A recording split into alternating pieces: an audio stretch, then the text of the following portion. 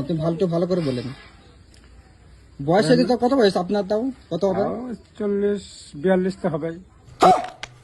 40-42? সর্বনাশ। ব্যাপারটা হচ্ছে কি, আমি তোমাকে তো আগে বললাম যে দুনিয়াতে অনেক মেয়ে, তো কোন মেয়েকে বিয়ে করবো আমি এটা ভেবে পাইনি তো। ও তাই?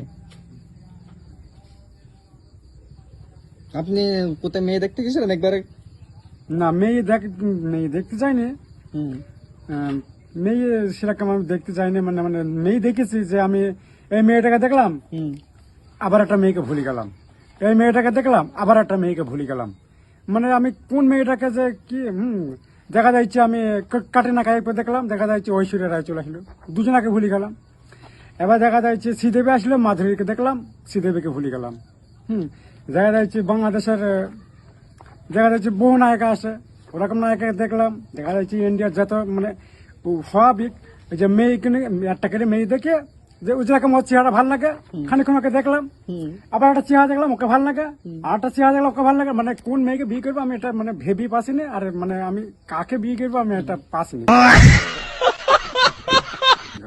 মানে কনফিউজ হয়ে গেছে যে কোন মেয়েকে বিয়ে করবো।